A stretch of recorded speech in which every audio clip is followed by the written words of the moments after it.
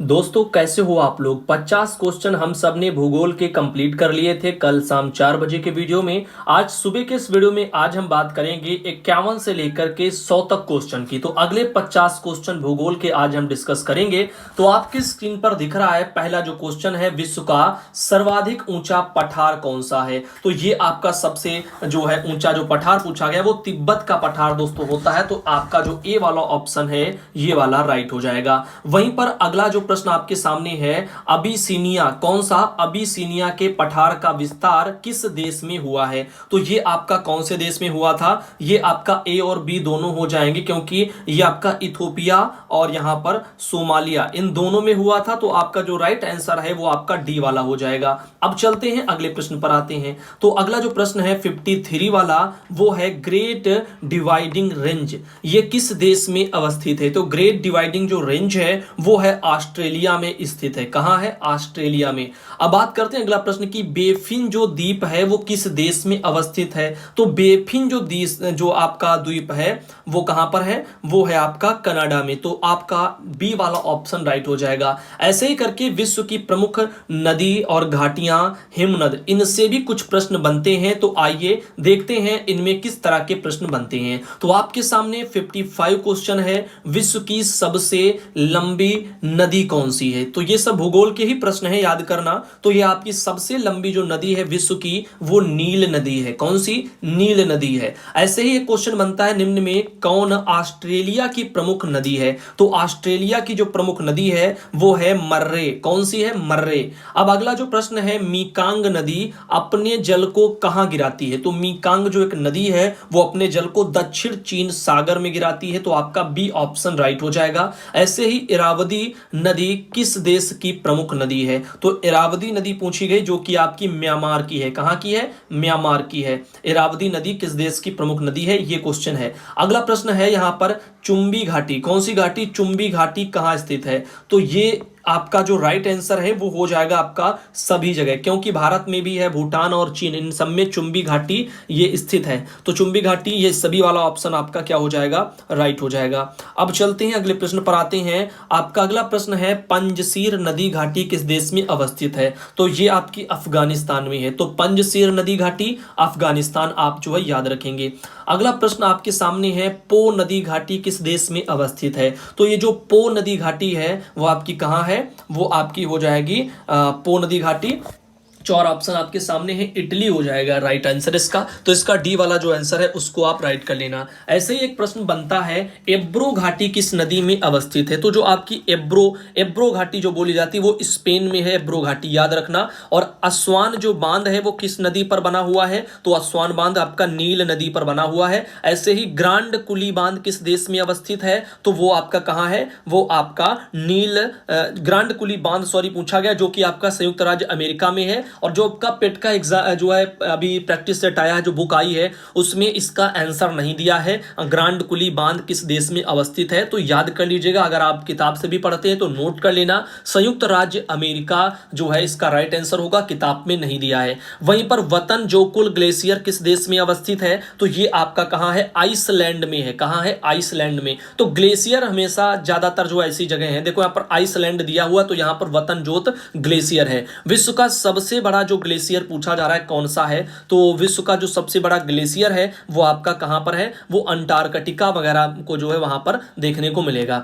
अब ऐसे ही कुछ क्वेश्चन बनते हैं आपके विश्व के मरुस्थल के बारे में। कहां से, विश्व के जो मरुस्थल है वहां से भी कुछ प्रश्न भूगोल के बनते हैं। तो पूछा जाता है कि विश्व का सबसे बड़ा मरुस्थल पूछा जाता है कहां पर है। तो वो है यानी कौन सा है, तो वो सहारा का मरुस्थल है, याद रखना। ऐसे ही देखो सहारा मरुस्थल का विस्तार किस क्षेत्र में पाया जाता है। तो वो आपका कहां पाया जाता है, मोरक्को में जो है इसका विस्तार पाया जाता है। ऐसे ही एक क्वेश्चन बनता है, गोबी मरुस्थल का विस्तार किस देश में पाया जाता है। तो 69 ये आपका हो जाएगा, मंगोलिया में भी देखो पाया जाता है और आपका चीन में भी पाया जाता है। तो ए और बी दोनों आपके राइट आंसर हो जाएंगे। अब देखो यहां पर अटाका मरुस्थल किस देश में अवस्थित है। तो वो आपका कहां है, वो चिली में है। कहां है, जो अटाकामा बोला जाता है मरुस्थल, तो अटाकामा का मरुस्थल चिली में है। ऐसे कुछ क्वेश्चन बनते हैं भूगोल में आपके भूजल संसाधन से। तो आइए भूजल संसाधन से जुड़े हुए कुछ प्रश्न हम लोग जो है थोड़ा डिस्कस कर लेते हैं। तो आपके सामने पहला प्रश्न है भूजल संसाधन से जुड़ा हुआ कि पृथ्वी के कितने प्रतिशत भूभाग पर जल पाया जाता है। मोस्ट इंपॉर्टेंट और मोस्ट जो है आप लोगों का सिंपल सा क्वेश्चन है। तो 70.8% पर जो है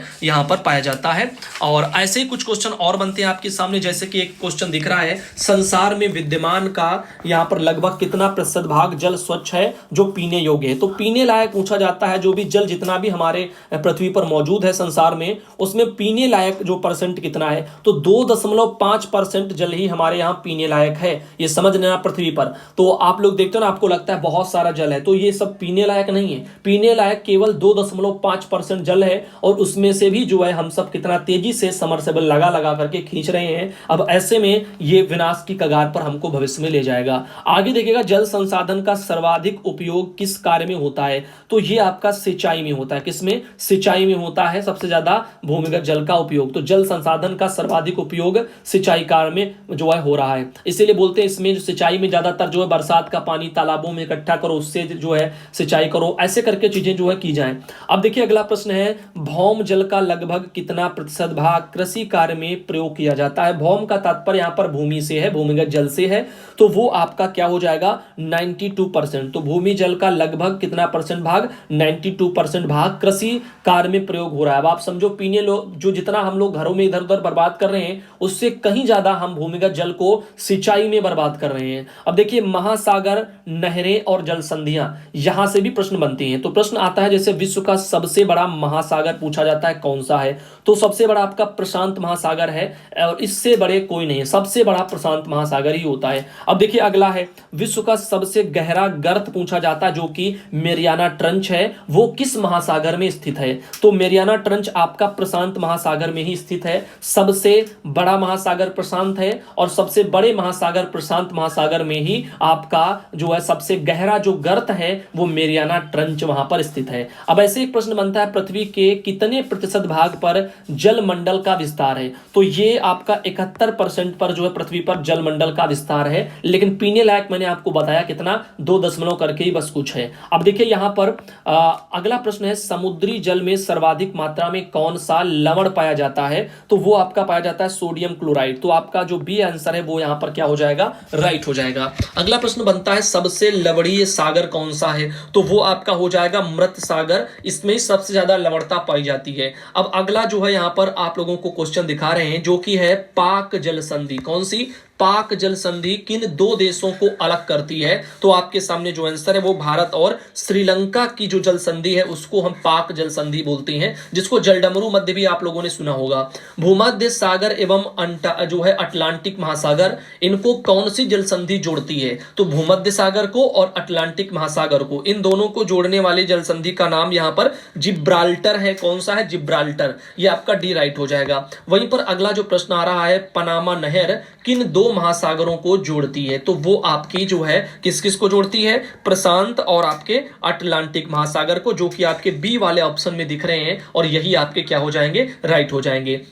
ऐसे ही है अगला प्रश्न, स्वेज नहर किसको जोड़ती है। तो आपकी जो स्वेज नहर है वो भूमध्य सागर को और लाल सागर से उसको जोड़ती है। तो भूमध्य सागर को लाल सागर से स्वेज नहर जोड़ती है। अब अगला प्रश्न आपके सामने हम लेकर के आ चुके हैं, कौन सी नहर बाल्टिक सागर को उत्तरी सागर से मिलाती है। तो ये आपकी है कील। कौन सी है? कील। आगे है अगला, निम्न में से कौन भूमध्य रेखीय जलवायु की वनस्पतियां हैं। तो आपका 85 का राइट हो जाएगा। ये सभी हो जाएंगी, महोगनी, रबर और चंदन, ये सब है। अब ऐसे ही सवाना तुल्य जलवायु किस देश में पाई जाती है। तो वो आपकी पाई जाती है इन सब जगह, वेनेजुएला में भी है, सूडान में भी है, कोलंबिया में भी है। अब अगला प्रश्न है, भूमध्य रेखा के दोनों ओर 10 डिग्री सेंटीग्रेड से 30 डिग्री सेंटीग्रेड अक्षांशों के बीच कौन सी जलवायु पाई जाती है। तो वो आपकी पाई जाती है मानसूनी जलवायु। कौन सी जलवायु? मानसूनी जलवायु। अब चलते हैं अगले प्रश्न पर आते हैं। 88 है आपके सामने, रसीले फलों के लिए कौन से जलवायु प्रदेश महत्वपूर्ण माने जाते हैं, तो वो आपके माने जाते हैं भूमध्य सागरीय प्रदेश। कौन से? भूमध्य सागरीय जो है वो सबसे महत्वपूर्ण माने जाते हैं रसीले फलों के लिए। ठीक, अब देखिए यहां पर जलवायु और मौसम से जुड़े हुए कुछ प्रश्न बनते हैं, उन पर देखिए। आल्प्स पर्वत के उत्तरी भाग में बहने वाली जो उष्ण शुष्क स्थानीय हवाएं हैं उनको क्या कहा जाता है? तो उनको बोलते हैं फॉन। ठीक, क्या बोलते हैं? फॉन। ऐसे करके जगह जगह की आपको याद रखनी है, इस पर भी हम अलग से एक वीडियो ले आएंगे, उसमें सब जगह के हम आपको पढ़ा देंगे। आगे आप लोगों का है निम्नलिखित में से कौन सा युग्म सुमेलित नहीं है? तो गलत वाला आप लोगों को यहां पर छांटना है और आपके सामने जो आंसर है वो आप यहां पर देख पा रहे होंगे। मिस्ट्रल फ्रांस बिल्कुल सही, यामो जापान सही, और सिरोको ऑस्ट्रेलिया यही गलत है, और खमसिन मिस्र ये सब सही है। तो यहां पर सी वाला जो आप लोगों का होगा वो आपका जो है सुमेलित नहीं है। अब अगला देखिए, प्रति जो है चक्रवात की विशेषता क्या है? तो प्रति चक्रवात की विशेषता है स्वच्छ आकाश। तो आगे जो अगला एक जो क्वेश्चन आ रहा है, निम्नलिखित में से कौन सर्वाधिक विनाशकारी होता है? तो वो आपका सबसे ज्यादा जो है टार्नेडो ये जो है बहुत ही खतरनाक होता है। वो घूमते घूमते आप जो देखते हो, काफी लोग कहते हैं कि आ गए बाबा जी, आ गए बाबा जी, आ गए। तो बाबा जी दरअसल नहीं होते हैं, वो टार्नेडो बोले जाते हैं। और अपने यहाँ तो छोटे मोटे आते हैं, कई जगह देशों में ऐसे ऐसे आते हैं जिनमें आप जो है गाड़ी उड़ी चली जाती है। आप समझ रहे हैं ना चीजों को, बहुत ज्यादा विनाशकारी। अब किस मेघ से सब जो है अत्यधिक वर्षा होती है? तो ये आपका एक क्वेश्चन पूछा गया। तो वर्षा जो आपका स्तरीय है उससे मेघ से सबसे ज्यादा वर्षा होती है। ठीक, किस मेघ से अत्यधिक वर्षा होती है? तो वर्षा स्तरीय जो मेघ होता है उससे होती है। अब देखिए आपका अगला जो प्रश्न है, संसार की अधिकतम वर्षा निम्नलिखित में से किस रूप में होती है? तो जो अधिकतम वर्षा है वो पर्वतकृत के रूप में होती है। किसमें? पर्वतकृत के रूप में सबसे ज्यादा वर्षा होती है।